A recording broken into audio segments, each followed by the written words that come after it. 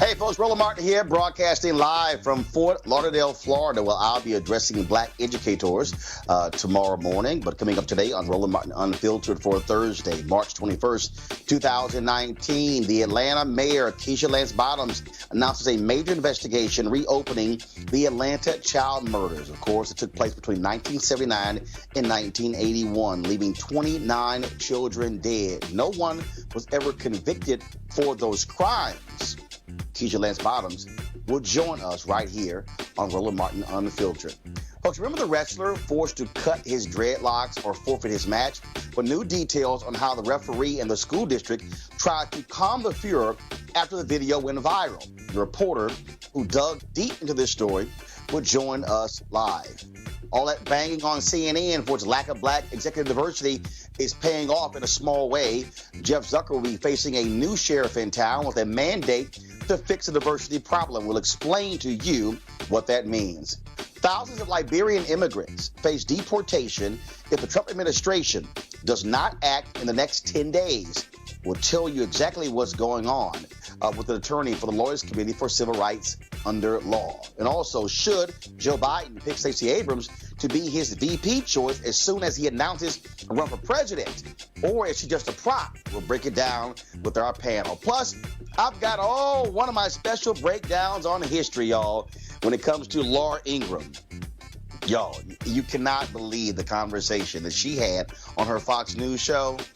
Class will be in session again. And Jordan Peele's new horror movie opens tomorrow. We'll hear from one of the stars, Lupita Nyong'o. Folks, it is time to bring the funk on Roland Martin Unfiltered. Let's go. He's got it. Whatever the miss, he's on it. Whatever it is, he's got the scoop, the fact, the find.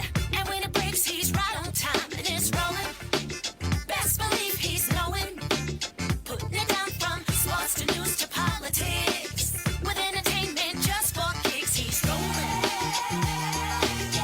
It's on go, y'all.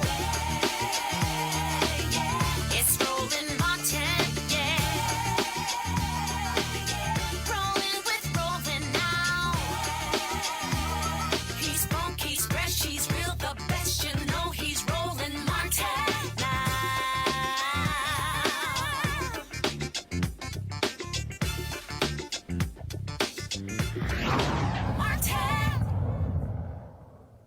Atlanta and the nation was shocked and stunned in 1979 through 1981 when 29 black children kept coming up dead in that city. Now, the police blamed a black man, Wayne Williams, for most of those murders. He was arrested and convicted for the murder of two unrelated adults.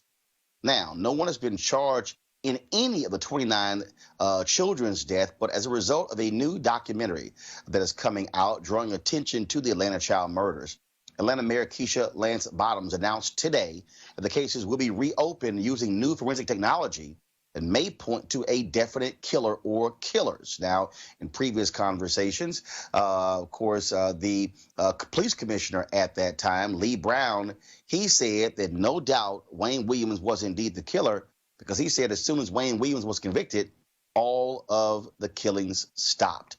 Joining us right now is the mayor of Atlanta, Keisha Lance Bottoms. Mayor, welcome to Roland Martin Unfiltered. Thank you for having me. So obviously this documentary that Will Packer is working on with the mother of one of the victims is renewing the focus. He was on the Breakfast Club this morning. He announced that you would be doing this as well. But what specifically? Was it the documentary or was it something else that precipitated you saying we need to reopen and try to use new technology to figure out the killer of those 29 children? Roland, it really was a combination of things. I think for me, having been 9 years old when these killings began, it very much was a part of my childhood and the backdrop of my childhood. But being the mayor of this city and now having 4 children of my own, ages 8 to 16, it resonates with me in such a very different way. And certainly bringing attention to the killings through Will's documentary, through some of our digital partners who we know have had podcasts and social media discussions on it, have certainly helped elevate the conversation. But for me, coming in as mayor of Atlanta, it is something that I always personally wondered, was there information available that I would now be privy to as mayor that I was not as a layperson? And so when I had a conversation about Will, I saw Curtis Walker's mother, Mrs. Leach, interviewed, and she talked about there not being any memorial and really feeling like her son had been forgotten. That part was easy because I knew that at the very least we could offer some type of lasting memorial for these children. So I announced that last week during my State of the City. But then last week when I saw that 2 cold cases in Alabama had been solved. I believe these young women were murdered in 1999 based on DNA evidence that had been put into a national database. I immediately called my police chief, Erica Shields, and asked her, had we tried to upload any evidence that we might have into the national databases? There had been a look at these cases a few years ago, but we know with having public DNA databases now, that perhaps there's something else that we can do and some other connections that we can make. So we don't know what we still have available to be tested, but we know with DNA, all you need is 1 drop. And I even asked Chief Shields today if, and I don't know the answer to this, and she didn't know the answer offhand, is it a way that we can go back and even perhaps look at some of the children's bodies and see if we tested under their fingernails or would there be any evidence after they've been buried that may still be available to us? So I know that when, people are buried, the bodies are cleansed, et cetera. I don't know the answer, but what I shared with Mrs. Leach today is it is important to me that history say that we tried. So we will go back, look at all of the evidence that we have, that the Georgia Bureau of Investigations has. Hopefully the FBI still has evidence, our neighboring jurisdiction, DeKalb County, and we'll see what's available. And we will certainly do everything that we can to at least provide some peace to these families, if at all possible. Obviously, this was perplexing for then Mayor Maynard Jackson because in reading the biography about him, it was just shocking for him every day to come to the work. And when his police commissioner walk in would say, "Don't tell me they found another one." Folks were shocked. Folks were stunned. Yet in previous documentaries, Lee Brown, who was then police commissioner, he said that without a doubt, Wayne Williams was the man behind these crimes because all of the murders stopped as soon as Wayne Williams was arrested. But is it for you, is the issue the fact that Williams was not convicted of any of these crimes, and that for many of these family members, it is still unsettling that although he's in prison, that they didn't get any sort of closure by specifically saying he was responsible or someone else was responsible for their child's death? Well, Roland, you know that I've been a lawyer for a long time and I was a judge for many years. So I do understand that there's a process and sometimes prosecutors make certain decisions as to what they will prosecute and what they won't.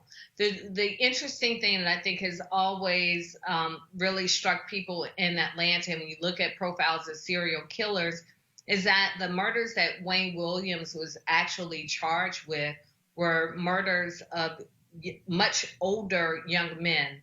And the vast majority of these victims were children. And something that I learned that I didn't even know, one body has still never been found. And there were 3 that were not definitively linked to Wayne Williams. So I think that people differ. I think the professionals differ. And I know that people in the community differ. Many people don't believe that Wayne Williams killed all of these victims. I don't know the answer to that. But what I do know is that he was not charged with all of the murders, that there are still families out there who don't believe that he was responsible. And we owe it to these children, to the legacy of these children. And again, I go back to, I was 9. And right. I lived through this, and to now stand as mayor of Atlanta, we owe it to do all that we can do to say that if there are answers to be had, then we won't stop until we get those answers. And if we go through all of the evidence and there's nothing else to be found, then we can at least look these families in the eyes and say that we tried. But we will have a memorial in this city and find the appropriate way to honor these families and these children. And to hear Mrs. Leach say that she finally feels heard, for me, was extremely fulfilling. And I'm just grateful that we can at least provide that comfort to her. It is stunning that after all of these years, there is no memorial in Atlanta for these 29 children. Of course, in 1979, when this started, I was 11 years old, and I can tell you it reverberated in Black communities all across this country. Black parents were constantly checking on their children because of what was happening in Atlanta, because there was fear that it could somehow spread to other cities as well. And so, what's your timeline for this memorial in terms of when it will commence and be completed?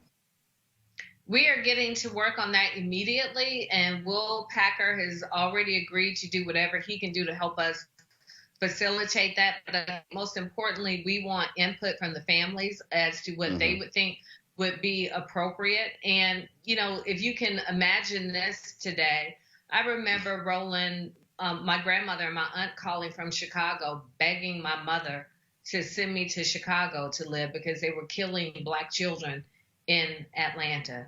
And it is something, I think what's really struck me is how emotional it's made me 40 years later, because what I realized is that I processed all of this as a child living through it. And for us in Atlanta, our biggest fears came true. There was a boogeyman in our lives, but processing it and looking at it from the lens of a mother with children of this age, I cannot begin to imagine what that pain must be. So I think a memorial is the very least that we can do, and we should have done many, many years ago. All right. Atlanta Mayor Keisha Lance Bottoms, we certainly appreciate it. Thank you so very much. Thank you for having me. All right, folks, so y'all might remember this video of the young Black New Jersey wrestler being forced to cut his dreadlocks or forfeit his match. Check this out.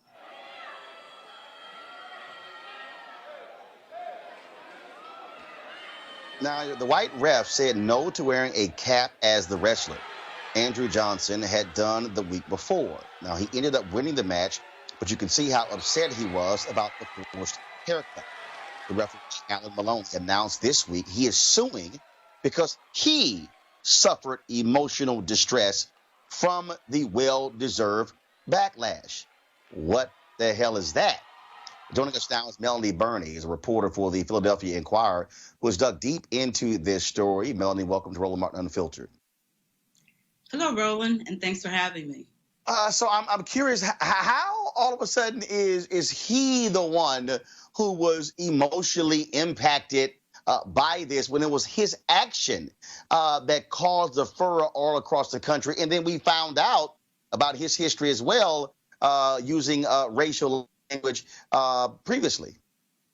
That's the million-dollar question that everyone has. And it will be interesting to see how it plays out, because he was the person who initiated this. And a lot of the backlash and the feedback that we've received from readers and viewers has been, it seems that the wrestler, Andrew Johnson, is the victim here. So that's the question that we'll be waiting to see. If he actually files a lawsuit, what will be the grounds? And so as you begin to look into this, what did you uncover? Well, this story has really struck a nerve across the region and across the country. As you mentioned, the video went viral. So I have been following this story since it first broke in December, because I too have been fascinated by it. And what we found is that there seems to be a lot of conversation about what the rules are. And as this investigation goes forward, I think a lot of the attention will focus on what are the rules. Have they been fairly applied, or have they been misinterpreted? So we are waiting to hear what the Athletic Association says and what the Rules Committee will, how they will weigh in on this. And obviously, this ref, he wants this to focus on him. But how is a young man doing? Has he or his family filed lawsuits, spoken out, or done anything as a result of this? They have not taken any legal action. And I think what people have to remember is that he's a 16-year-old kid who loves wrestling, and that's all he wanted to do was the opportunity to wrestle. So from speaking with his attorney, he's doing very well. All things considered, he finished the season on a high note. He made it to the regional tournament, and he's going back to just being an ordinary 16-year-old kid. He doesn't want the media spotlight, so he has declined our request for interviews. And I think they just want all of this to be settled and resolved. And I can tell you that his attorney told me that he wants to wrestle again next season. He and his little brother, they want to come back next season and hopefully have no controversy, no incidents, and just be a normal kid. All right, Melanie, Bernie, we surely appreciate it. Thanks a lot. Thank you. Have a good evening. All right, folks, let's talk about these two stories with my panel. And we're there in Washington, D.C. Dr. Greg Carr is the chair of the Department of Afro-American Studies at Howard University. Also, Kelly Bethea, a communication strategist, and Joseph Williams, senior editor, U.S. News and World Report. Greg, I want to start with you first. Let's talk about the Atlanta case. The fact that the mayor is reopening this to utilize the new technology. Still so many questions from parents about what happened to their children.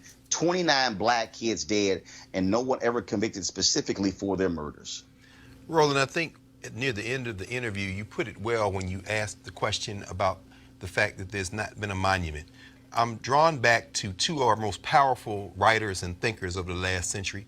The great Tony K. Bambara, who wrote the book These Bones Are Not My Child, about a fictional account of Atlanta child murders. And of course, the great James Baldwin, who wrote the book The Evidence of Things Not Seen. In both of those books, they conveyed a sense of how terrifying it was and is to be a black child in America. I was in 9th grade when Jeannie Scott, our black civics teacher at Hillsborough High School in Nashville, was wearing a ribbon, and she said, "I'm concerned about my children." What Mayor Lance Bottoms is doing, and along with police chief and everyone else, what they're doing is giving us a form of not only closure, but elevating those children to our common humanity. And that may be the most important thing of all. And I'm glad to hear our frat brothers involved, our dear brother, Brother Will Packer. Kelly, obviously this is a huge deal here because it is still a stain on the city of Atlanta. Maynard Jackson, of course, was the first black mayor of that particular city. It was a painful time for him dealing with that as well. And again, when you read biographies about him, he was utterly helpless as child after child. I mean, this was 2 years of terror that reigned over Atlanta. I can only speak on behalf of my generation. I was not alive at that time, but I can only imagine the fear that my mother would have had, or that my father would have had, my grandparents would have had, because that's just something that you're not supposed to even fathom. You're not supposed to imagine that in your home, in your city. And the closest thing I can recall that's even close to something that tragic was the sniper shootings in D.C. at the time, where you couldn't do anything. Any white van that you saw was just a target and something to be feared. We didn't have recess. We didn't have any type of after-school activities at that time. And it was terrifying as a child. I can only imagine what it was like for the parents, and for the mayor of Atlanta now, who's already breaking ground in so many other areas in that city. For her to be taking on this initiative as well is definitely something that is to be applauded. Joseph, I'm going to link this story also with a young man in New Jersey. Obviously, on one hand, you got 29 kids who were murdered, and you talk about terrorizing. But I'm also used the word terrorizing for what took place with the wrestler in New Jersey. And the reality is what we are experiencing is that black people are consistently being terrorized in this country. Here is a young man who's wrestling, and all of a sudden a cap wasn't sufficient. No, you must cut your dreadlocks. In essence, changing who you are and the essence of who you are because this white referee said, I'm in charge. Either you do this or you forfeit. And the problem that we have is Black children are consistently being traumatized, whether you talk about crime in communities, killings, gunshots, but also even in this case where he can't even wrestle because of his hair. Well, and ultimately the white man becomes the victim. I mean, that's kind of the punchline at the end of the really bitter joke here, is that the white guy figures that he's the one who's really been wronged here when he was just trying to preserve order.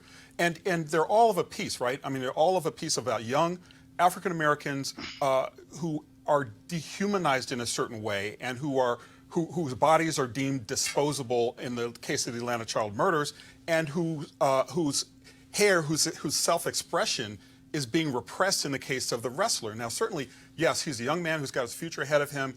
He is going to go on, no doubt, to great things in being able to withstand this kind of scrutiny and that kind of trauma. But it is trauma, and that's the thing that a lot of people are forgetting. You mentioned it yourself about how dejected his body language spoke. He was hunched over. Even though he won, he was not elated. He took one for the team. And that particular story, I'd like to know what was going through the coach's mind, why he didn't say, you know what, timeout, we're walking as a unit. Our man is being called upon to make a sacrifice that nobody else here is. We walk out of this match under protest. That didn't seem to happen, judging by the accounts. And in the case of the Atlanta child's murder, it's so amazing that all of us, save for Kelly, remember where we were. I was 17 years old in Chattanooga, Tennessee, when this was all going on, and it was a monumental event in the lives of African Americans at that time. And that's how much power it had. That's how much power is going to be, how much energy, negative energy, is going to be released in simply opening up this case again. To Greg, Joseph used the word disposable in describing our children. And the reality is, when we examine the last 399 and a half years of people of African descent being in this country, that really has been the case. We still are covering the other day, the mother of Amber Evans, the young woman missing in Columbus, Ohio. Is her story getting national attention? Absolutely not. You mean to tell me that if a white female activist all of a sudden comes up missing in Columbus, Ohio, that the cable networks are going to ignore her story? I don't think so. And so we see this all the time. White woman, white girl comes up missing, massive coverage. Black girl, black boy comes up missing, nothing at all. And so we still are living in a society where black bodies are meaningless, are nothing, and you don't have this righteous anger. And then if we do get upset, then it's, oh, how dare you? Why are you so upset? And in the case of this referee, oh, I'm now the victim. I was hurt because what y'all said about me. This country will never know peace until our common humanity is established as a matter of law and as a matter of custom. It was very powerful to see the press conference today and Catherine Leach stand there, and Mayor Lance Bottoms kept referring back to her. It's very important to see these black women, a mayor of a major American city, and this black woman whose child was killed and who doesn't know peace. And to have those sisters step in the breach and intervene, and think about the scholar Wilma King, who has written about slavery during childhood, reinforcing the fact that black bodies were not seen as human, and the bodies of black children were seen as even more valuable as commodities. Children eating out the slop trough with the hogs.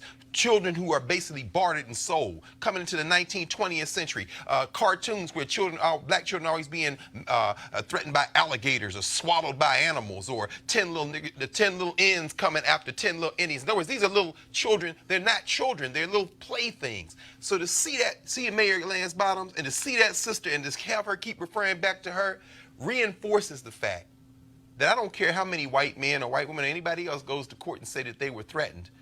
Our lives are only as valuable in this society as we make them. And if the price needs to be too dear for somebody to pay to attack us, then let that price be too dear. And Kelly, this is why I don't care what generation we're talking about. We must follow exactly what Frederick Douglass said, and that is agitate, agitate, agitate, and the power concedes nothing without a demand, never has and never will. Absolutely. There has never been a situation that I've read, that I've been taught, where true change happened through just peace.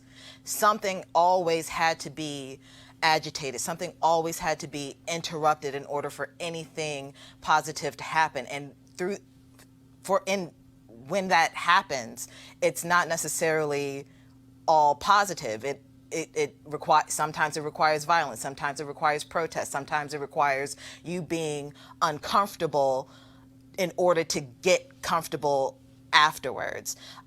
So it needs to be a situation, it needs to be some type of movement in which we need to be okay with being uncomfortable, at least for a time, so that the change that we need, the change that we, quite frankly, demand and deserve can come to place. But see, it was very interesting. Joseph, real quick, go ahead. Okay, I was just saying, twas ever thus, though, right? I mean, and even now we're hearing talk about civility. Why aren't our politics more civil? Why can't we talk to one another like we used to? Well, when we talk to one another like we used to, that was a form of subservience if you were a black person. So I don't think that civility is the answer here, and people keep calling for it. I think it's a reaction to what's going on outside of those certain halls of privilege. Well, it's very interesting when you talk about the notion of civility, and also how black folks have to understand that we've got to be willing to also challenge folks. I had lots of people who on my Facebook page who were saying, why are you making a big deal out of there being no black executives at CNN? And then, of course, you had the black folks, Greg, who were saying, why is it that we just don't start our own, as if we actually haven't done that? But I keep saying, why can't we do both? Well, folks, a couple hours ago, the story dropped where the head of Warner Media, AT&T, of course, is the parent company. They bought Time Warner, so they merged, and so it's called Warner Media. He announced a chief diversity officer is going to be hired. John Stankey said that chief diversity officer is going to report directly to him. He said there was a town hall where he attended, where he was questioned about the issue of diversity and inclusion, and he said it absolutely matters. Now, also was very interesting, the Los Angeles Times, first of all, reported this story, and he sent out a letter. And I'm going to read for you a quote here that I found to be very interesting in the quote. Stankey said on Thursday that Warner Media has recently implemented a new talent review and management process designed to identify and promote emerging talent within the company. Joseph, I don't think there's any shock that all of a sudden this position is being created after the National Association of Black Journalists has blasted CNN President Jeff Zucker for no black executive producers, no black vice presidents, no black executive vice presidents, no black senior vice presidents, and no black direct reports. And not only that, we have demanded a civil rights audit of the company as well be examined to look at these very issues. And so, although other media out there may not want to give NABJ credit, because we've been joined by the NAACP, the Congressional Black Caucus, NNPA, Reverend Jackson, Alpha Phi Alpha, we've been joined by so many other groups as well. They are responding to pressure, and this is why I need the black people out there who are listening to shut the hell up and stop acting as if we cannot make demands on a system when we are the ones who are watching and we are the ones who are also making this possible. Joseph. It matters. I mean, it matters. Diversity matters. It matters in coverage of presidential campaigns. Somebody could argue, and probably credibly will, in a paper or study somewhere, that CNN had a very large hand in helping elect our current president by airing his rallies unfiltered, by not really critically questioning him, and by letting a lot of stuff go by. So it absolutely matters. The one thing that I want to question, however, is whether or not the diversity executive is going to get the kind of power that he or she needs to make real change happen. I mean, we've seen it over and over again where these companies hire diversity. Google was one where they hired a diversity executive, and that person was rendered basically toothless because the system was not invested in change. So that's number one. Number two, there should not be any discussion about why NABJ matters or not, because it absolutely does. Without their calling CNN out, without them spearheading this particular aspect of their coverage, we wouldn't have the kind of progress that we have today. And we need this to keep happening. NABJ matters. Join your chapter, go to the convention, do whatever you need to do to get behind the organization. Greg Carr, let me be real clear for the folks who don't understand. NABJ is not going, yay, they're hiring a chief diversity officer. We still want to see those black executives. So we are acknowledging this, but we're actually preparing a statement that we're going to be sending out very soon, making it perfectly clear that we are not relenting in our call for black executives, and we still expect to schedule a meeting with AT&T CEO Randall Stevenson, since Jeff Zucker doesn't have the courage to sit down with NABJ because he doesn't want me at the table. Well, I mean, one thing is for sure, if history has shown us nothing else, it is when the black press acts in unison and black folks support the black press, the non-black press has to respond. That has been true. I mean, you've talked many times on this show about our brother Gerald Horne's book on the rise of the Associated Negro Press. And what we see in NABJ over the decades of its existence is a relentless pursuit of telling our people's stories. And of course, the last thing I say is right here in this venue, you didn't wait. You know, it's very popular now to talk about walking and chewing gum at the same time. This is a black venue. The story tonight about what was happening in Atlanta, the conversation about this brother they cut his locks, that story in Jersey, it's not going to be on CNN or MSNBC or any other places. But the fact that it is here and that it's in the black press and it's all over the country and now through the internet, what that means is CNN, if they want to stay relevant, they will eventually have to have that meeting, and then you can, you know, chuckle as Zucker comes in the table and has to deal with you. And Kelly, here's the piece. In Dr. King's book, Where Do We Go From Here, Chaos or Community, he called on 4 institutions in the black community to do what they are required to advance the cause of black people. And one of those was the black press. And he specifically wrote that the black press must be militant in advocating on behalf of black people. And Kelly, there are a lot of folks, and again, this is not specific to your generation, because there are people who are Gen X, there are people who are baby boomers, who all know y'all shouldn't be sitting here saying nothing. Why are you making all this noise? But I believe that this generation must understand that they must also be as aggressive in demanding changes and demanding a seat at the table. And the people out there who say, oh, why y'all begging white folks for jobs? Let me just go ahead and educate y'all that there are 2.6 million black-owned businesses in America. 2.5 million of those black-owned businesses have 1 employee. That means out of the 2.6 million black-owned businesses in America, only 100,000 have more than 1 employee. So the reality is black people in America are likely going to be working for white people. So to act as if that, oh no, y'all should just stop and create your own, that's not the reality. And the people who also are yelling, create your own, this is a black show that we're creating our own, but how many of y'all are willing to support? Kelly, your comment before we move to our next story. I mean, I couldn't agree more. I think a major problem with my generation, the millennials in general, is that we have gotten complacent with the rights that we have because we've seen what our parents and grandparents had to deal with. We have voting rights, so we don't have to fight for that, quote unquote. Well, now we do, but eventually, like beforehand, we didn't. We have housing, we have voting, we have all these rights that our parents and grandparents fought for, and we feel like everything's okay right now. And the problem is, it's not. Just because you have basic rights doesn't mean you can't take a step forward and a step above and get even more rights and even more privileges that our white counterparts were practically born with. So, like you said, only 100,000 black-owned businesses can actually hire someone like me. If I'm not in that area, then I'm out of luck. So white people have to hire me. Who else is going to? And millennials have to understand that not everybody can be an entrepreneur, where everything can't be instant. We can't all be Instagram influencers and Facebook watch people and all these things. Like, we have to have a consumer in order to be an entrepreneur in the first place. We have to have somebody to buy the product. We have to have somebody to actually do business with. So millennials have to understand that we can't just be complacent where we are. We have to keep going forward and getting the things that we frankly deserve.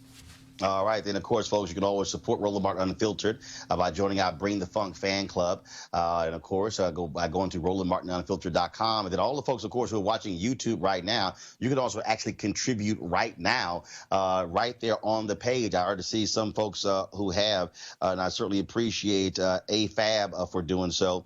And so anybody, of course, I'll say this here, who contributes literally during this live broadcast on YouTube, I'll definitely give you a shout out while you're doing so. As I keep telling you, we've got to fund our own freedom. And the reason we have organizations like NABJ, we are there to fight for Black journalists. The B in NABJ stands for Black. And so we're not going to relent. We're not going to back off. And so CNN has to understand we're not going away. We met with ABC on Monday. We met with NBC last Friday. We're scheduling meetings with digital companies. I've got an email today from a newspaper company out of the Southwest where they have some 200 employees, and they've got 20 executives and not a single African American. Trust me, they too will be getting a phone call. This is what Dr. King told us to do. We must do it. And it's always been the case for Black folks, standing up and fighting for ourselves. That's what we are supposed to do. Going to a break. We'll be back on Roland Martin Unfiltered in a moment. You want to check out Roland Martin Unfiltered? YouTube.com/Roland S. Martin. And subscribe to our YouTube channel. There's only one daily digital show out here that keeps it black and keep it real. It's Roland Martin Unfiltered. See that name right there? Roland Martin Unfiltered. Like, share, and subscribe to our YouTube channel. That's YouTube.com/Roland S. Martin. And don't forget to turn on your notifications so when we go live, you'll know it. Until I became independent and they started messing with my money, that I really cared. What's really going on? Too much that is endangering us, from the food that we eat to the air that we breathe. They are killing us. The climate of our nation now, with Trump just running his mouth and saying senseless things and crazy things, and it was like, and I often now think, who is our voice? You have to have something that has taken place that you care about if it stands for. Someone play devil's advocate. But if you put someone up there that don't look like I do and don't sound the way that I sound and can break it down to me, I'm not listening. And my mother said, girl, don't be no damn fool. But it wasn't until Obama got into office till I really started being more educated about the process and how my voice is really heard through my vote. Now, everybody wants things to be easy. We've had a hardship for a long time. If we allow things to be fun, maybe we can get more people on board with it. Hey fam, want to check out Roland Martin Unfiltered, the blackest show on all of digital, cable, and broadcast. Check out our audio podcast. There's only one daily digital show out here that keeps it black and keep it real. It's Roland Martin Unfiltered. Press play.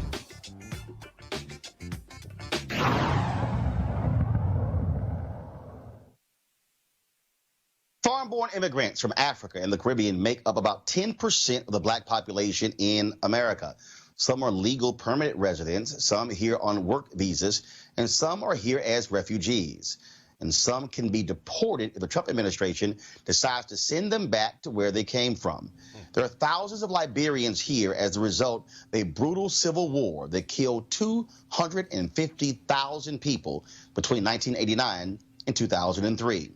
They are at risk of being deported starting at the end of the month. Here to explain this is Miriam Jordan, Associate Counsel of the Lawyers Committee for Civil Rights under Law. Now, Miriam, you are representing a woman. She has been, of course, speaking out. So for the folks at home who don't quite understand, and let's be real clear, you got some Black folks out there who are flat out against immigration. They think it's Latinos. They're saying, oh, this hurts Black people. But these are people, these are Black people, these are people of African descent who could very well been living here for years, who the Trump folks want to simply ship out of the country. Exactly. And, thank you for pointing out this important issue. I think when we discuss immigration policies here in the United States, it's important to make sure that Black immigrants are part of the narrative. I think that given our current climate, it is common for these immigrants to be ignored. And getting back to the DED point, Liberians have been here for roughly 30 years because of armed conflict in their country and the Ebola virus outbreak, and they've received humanitarian parole. And one form of this relief is called Deferred Enforced Departure, or DED, which allows these immigrants to live here lawfully and get work authorization. And I think currently there's about 4,000 Liberians who are benefiting from DED throughout the United States, and they've developed strong ties here. They are homeowners, they have attended universities, they have U.S. citizen children. And the fact that this program is ending, even though it's been supported by 3 different administrations across the party line, it's very concerning. And starting at the end of this month, if the end of DED moves forward as Trump intends, these Liberians could be subjected to deportation and forced to abandon their homes and their jobs and their families here. And what you have here, you have an administration that has consistently targeted immigrants, especially Black immigrants. Trump made his shithole comment, and they do not want to see folks from Liberia, from Sudan, from Haiti, from other African nations. I mean, this is very targeted by this administration. Yes, exactly. And so my organization, as well as Pro Bono Council and our Boston affiliate, have filed this lawsuit challenging the end of DED because, in part, this decision was made because of Trump's racist attitudes towards immigrants of color, especially Black immigrants. And the end of the DED program is just part of the program, or the pattern of immigration policies that have, unfortunately, solely affected immigrants of color. And when you think about all of these statements that President Trump has said before and during his presidency, it's very clear that he has these negative attitudes, spanning from insulting statements about Mexican immigrants, what he said about Central American countries, of course, what he's said about African countries and them being asshole nations. And so I think it's really important to, for this lawsuit to capture what is really happening here, and it's that there is racist attitudes towards immigrants of color, and that President Trump has documented statements indicating that he prefers white or European immigrants to come here instead. It's been documented, he questioned why we don't have more immigrants from countries such as Norway. And so, all of these hurtful comments just show what is at play here, and that racism is playing a huge role in these immigration policies that can harm thousands of people, including thousands of Liberians who will lose their DED status at the end of the month. Greg Carr, you've got, again, you got Black folks out here who are sounding like MAGA supporters, trashing Black immigrants and saying, oh, ship them home, ship them home. But this, to me, is illogical, and this is clearly targeting people who look like us. Absolutely. I mean, it's a silly-minded argument to make. As the Republican Party has shifted to become the party of white supremacy, we trace this back in the post-Reagan era to George W. Bush, in fact, who moved the Liberians off of temporary protected status and put this DED thing in play in the first place, to have it renewed every year and a half or so. The Republican Party has increasingly become a party of white supremacy, and so to our friends and family out there who would make a distinction between Africans anywhere in the world, please be reminded that our open enemies aren't making that distinction. And so when they're not making that distinction, we have to move as Stephen Horford out of Nevada did. I'm thinking about Yvette Clarke in New York. There are many immigrant populations of African people in this country, from the Caribbean, from Latin America, all over Africa, French-speaking Africa, English-speaking Africa. And these Liberians, I remember when the first wave came when I was in college. When you go from Samuel Doe to Prince Johnson and Charles Taylor, all the way up through Ellen Sirleaf Johnson and now George Weah. Liberia, as it's working to get its act together, America has no problem dropping AFRICOM, all Africa, and chasing terrorism and trying to take natural resources. Damn it, we need to stand up and fight for our family wherever they are in the world. And at this moment, that means keeping these Liberian folks in our family here in the United States of America. Miriam, what do you want us to do? What do you want the people watching to do?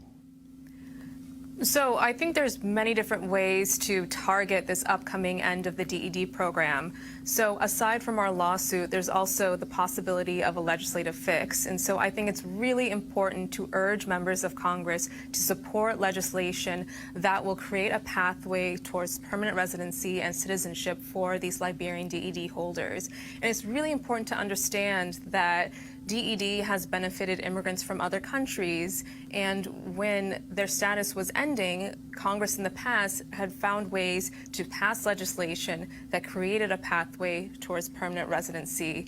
And I think that given this pattern, I don't see why this Congress can't do the same for Liberian DED holders. All right, Miriam Jordan with the Lawyers Committee for Civil Rights Under Law.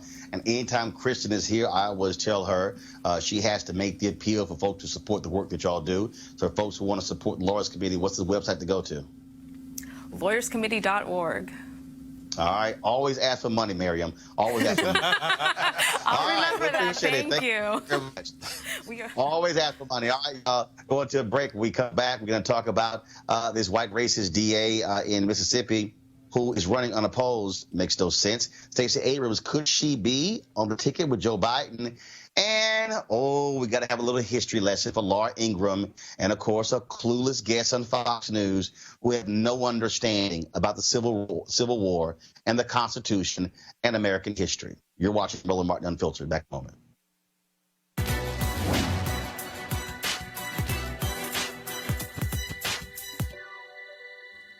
Life is what your creator gave you for free.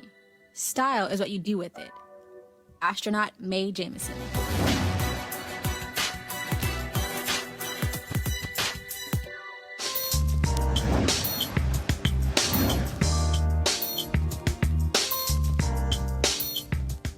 All right, folks, HBCU Giving Day. North Carolina Central University is our school of the day. Founded in 1910, located in Durham, North Carolina. Notable graduates include Julius Chambers, Willie E. Gary, Maynard Jackson, and many more. If you want to support North Carolina Central, go to nccu.edu. First of all, y'all have Willie Gary? No, he went to Shaw. He didn't go to North Carolina Central. Unless he went to both schools, but no, he graduated from Shaw. So anyway, go to nccu.edu, nccu.edu, and also congrats to them. They also made March Madness, lost, of course, in the first four, but shout out to the basketball team for advancing. All right, folks, now calling on HBCU alumni, students, and leaders enter the Ford Motor Company HBCU Mobility Challenge. And you can win $25,000 for your school. Building on their long-term support of HBCUs, Ford is looking to improve mobility in HBCU communities through innovative solutions. The winning program will receive a grant of up to $25,000 to implement the proposal. The deadline to apply is March 31st, 2019. Go to FGB.Life for more information and to apply. Ford goes further in our community, and we certainly thank them for being a partner here at Roland Martin Unfiltered. All right, folks, we tell you all the time why it's important for us to be involved in all elections. Yesterday, we told you about the Supreme Court looking at the case of this DA in Mississippi named Doug Evans, a white prosecutor who tried the same man 6 times for murder until he got a conviction. He kept 41 out of a possible 42 black jurors off of the case. The Supreme Court heard oral arguments in this case of blatant discrimination. Today, we learned that the prosecutor will serve 4 more years because no one filed to run against him by the March 1st deadline. Folks, this is why we cannot ignore races like District Attorney. You look at what is taking place in Philadelphia, in Baltimore, what is taking place in cities all across the country when you have DAs of conscience who understand the importance of mass incarceration, then they are able to make changes. And even if this guy, being white in Mississippi, would win, he should always have an opponent. Also, something real quick, Clarence Thomas yesterday, he asked his first question in 3 years regarding this case. Oh my God, this is a doozy. So when they were talking in the round of questioning, he asked the plaintiff in the case, did the defense strike any black jurors, or did they use race to strike anyone from the jury? And she said, well, yeah, we struck white jurors from the jury pool. He was somehow trying to make a point. Then, of course, Sister Sonia Sotomayor, she jumped in and said, I'm sorry, you only struck white jurors because the DA had already gotten rid of all the black people. So there was nobody left for you to strike other than white jurors. And she said, yeah, that's correct. Yeah, that's what happens when you got Clarence Thomas on the damn Supreme Court. Okay. All right, folks, Stacey Abrams, of course, she lost her bid for governor of Georgia. Could she be the vice presidential running mate for Joe Biden? Well, Axios is reporting that the Biden camp is literally debating this very issue as to whether or not they will announce her as his VP pick to somehow have a unity ticket. Now, normally what happens is the person secures a nomination first, and then they pick their vice president nominee before the Democratic convention. Well, Biden is looking at something quite different. The question for our panel is your thoughts on this. Kelly, I want to start with you. Again, quite untraditional. It could throw people. Biden met with her. It was at his insistence for lunch a couple of weeks ago. What are your thoughts about this possibly happening? I like it. To be frank, the fact that they're planning this far ahead and actually trying to get something, concrete together, I think would be best especially for the Biden team, because he's almost coming in as an incumbent. He's kind of coming in as Obama 2.0, so to speak. At least that's how people are going to market him. So for him to just have all his ducks in a row and all of his, T's crossed and I's dotted, especially when it comes to a VP pick, I think that's commendable of him. One of the critiques that I heard regarding this matter is, well, when he's on for the debates itself, when the question arises, if you're chosen as the presidential nominee, how come you wouldn't pick one of these people to be your VP? And I think that, frankly, by the time we get to that point, we're going to have enough fodder for each and every one of those picks for him to make a justifiable argument as to why they shouldn't be VP and why Abrams should be VP. Joseph, I'm going to go to you. First of all, I understand the dance here. To me, I don't think it's a smart move. It has nothing to do with Stacey Abrams. What it has to do with is, I believe, first of all, Biden is not guaranteed to win the nomination. And I believe that you actually have to take all the folks through baptism by fire. Stacey Abrams also could announce she's going to run for president. So unless she's giving him some kind of indication, that's also out there as well. I just think if you're Biden, you better focus on you. You better focus on you trying to get the nomination, as opposed to thinking, well, if I go ahead and pick her, that might help me get the nomination. I just think that I wouldn't necessarily support the move. Joseph, your thoughts? Well, it's got a couple of downsides. The first is Stacey Abrams can make her own decision. I mean, she doesn't necessarily need Joe Biden to be her queen maker, if you will. Secondly, it's kind of it has a little whiff of pandering to it, to the black community. It also seems like, the third point is, it seems like he's trying to offload some baggage that he's got, number one, with the Clarence Thomas and Anita Hill hearing, where he didn't comport himself all that well with a black woman who was under fire. And second, the fact that he's an old white guy, which, I have to say, I do admire Joe Biden. I think he's got really good political skills. He was part of the winning ticket. But the optics really aren't that great for white guys this year in the Democratic nomination. So I think he's trying to help himself. But also, Abrams has got to weigh this move. He may not get the nomination against her own future and her own ambitions. What happens if he fails? What happens if there are better candidates out there? Or what happens if she decides to run for president herself? It's got some upsides. The downsides, I think, make it a no for me. Greg Carter? Yeah, I think about You know, I spent 17 years in Philadelphia, and another adopted son of that city, Allen Iverson, with his crossover dribble, he could freeze his defender. Joe Biden, this is what he got. This is what he does, right? You meet with Stacey Abrams. Now you've in the fence. You've frozen the critique for a moment. Don't pick her now. Pick her after the convention. But by inviting her into the conversation, because here's what's not going to happen. Two white people are not going to beat Donald Trump. Donald Trump has got everything going from the wall to ADOS to scaring people about people. No. So he's already got his fear piece. Stacey Abrams and Andrew Gillum are arguably the two rising stars of the Democratic Party. We know that more often governors are elected more often than people from the Senate. And as far as I'm concerned, most of the non-white people in this field so far, and this is early, of course, we know, are really auditioning for vice president. So if it's Kamala Harris as VP or Cory Booker as VP, that's strong. But I'm going to tell you, Stacey Abrams looks real good to me as a vice presidential pick. And all Biden has to do is float the idea now. And with that crossover, just hold everybody in freeze. And he can pick her this time next year or after the convention if he wins. But I'm telling you, if Abrams is the bottom of that ticket, it could be Biden. It can't be Warren. I don't think two women could do it. But I do think if it was O'Rourke or if it was Bernie Sanders, Stacey Abrams will bring black people out in her mid-40s because they think in 8 years from now, that's the president of the United States, bro. Which is another reason not to lock it in right now. Yeah, no, true. I just feel like... First of all, here's the first piece.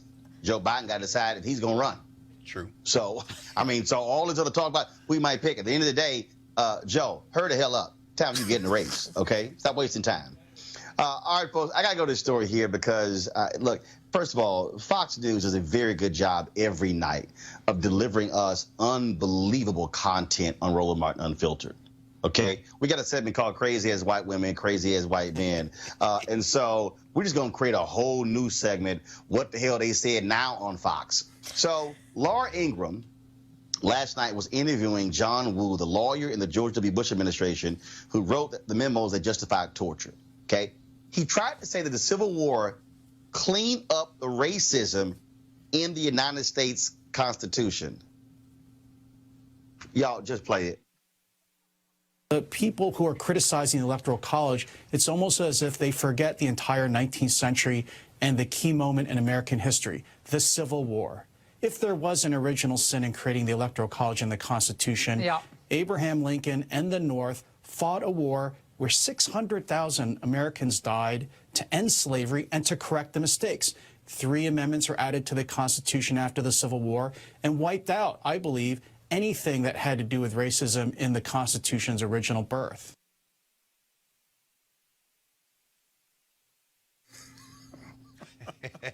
That's beautiful. Never forget that John Yoo was one of the people, along with Bush and Cheney and the rest of them, that were seriously being bandied about around the world for war crimes. One of these tortured kind of, so John, he's never had any legitimacy. And let's be very clear. Folks, let me help y'all out. First of all, I just...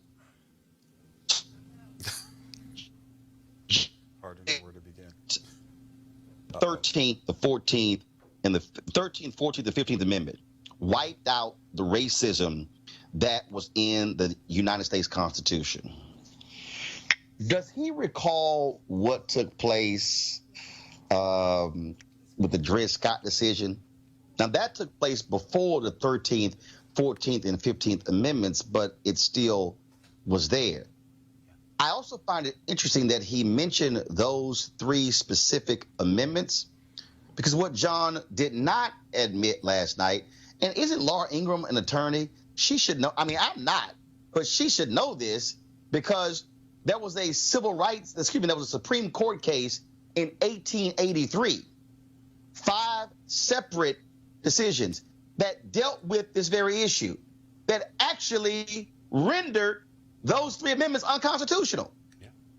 The Supreme Court actually decided in those cases, and they were called the civil rights cases, and said that it was unconstitutional because Congress, lacked the authority to regulate private affairs under the 14th Amendment. And not only that, those cases in 1883 invalidated the Civil Rights Act of 1875, which was the last Civil Rights Act that was passed until 1957. And so how could they somehow, and in fact, we could even go to the next decade, Plessy versus Ferguson. That's right. Racism was still there in the Constitution. See, here's the game they play. Oh, it erased racism in the Constitution. No. But it did not erase the racist who decides what the Constitution says. And so it was the Supreme Court, Plessy versus Ferguson, in 1883. It was the Supreme Court that did not even fix many of these issues until 1937. When you talk about, again, the covenants, that did not come until after the 1900s as well. Brown versus Board of Education, 1954. Wainwright. I mean, we can go down the line, all of these judicial cases that were decided in the 30s, 40s, 50s, and 60s. And so the racism was still there in the Constitution because the very individuals who were enforcing the laws used the Constitution to pass those laws. In fact, that Supreme Court in 1883 actually said Congress did not have the authority to outlaw segregation. No, that's exactly right. That same Supreme Court. No. So, no John Yoo, sit your ass down.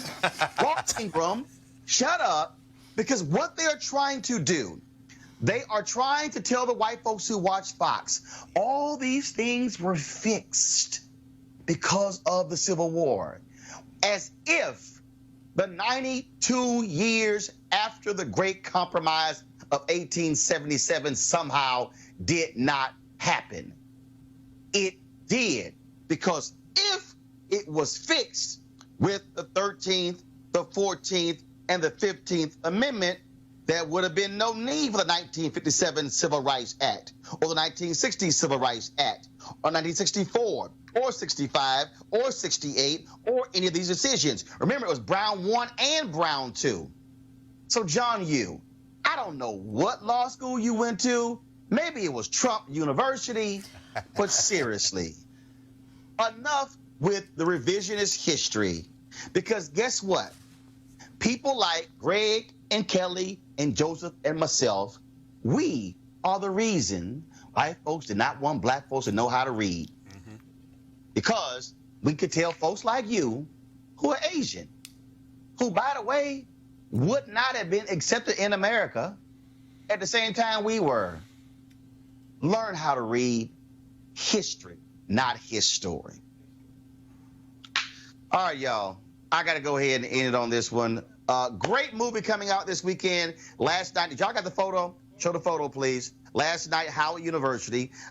Jordan Peele, Lupita Nyong'o, they were at Howard University, Greg, your campus, showing his new horror flick. That's the photo selfie we took last night.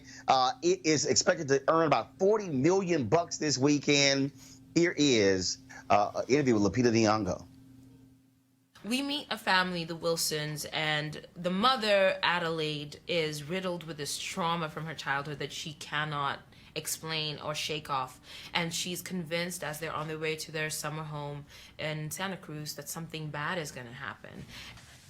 I feel like it means like she's getting closer. Who? The mirror girl? You don't believe me? I do. I do. I'm processing, okay? And she's proven right when at the end of the day, these four shadowy figures show up at the top of their driveway and their worst nightmare ensues.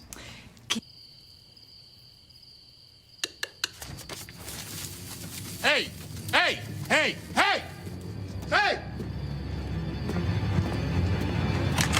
Well, I play Adelaide, who is the mom. She's an all-American mom, kind of a trophy wife even. And she is, she's the primary one that we experience this story through. And because of that foreboding sense that something is coming for her, she's on her toes. And Red, who is her doppelganger, her shadow, is coming for her. I can't say anything else without spoiling it. All right, Us again in theaters this weekend. I quickly want to go to my panel here. Kelly, they were, first of all, to the folks in the studio, y'all do me a favor. Go to Twitter, pull up the feed of Howard University. They have some video. They got the student swag surface. I want y'all to show some of that while we're talking. Kelly, black horror film, I mean, Jordan Peele, he is killing the game.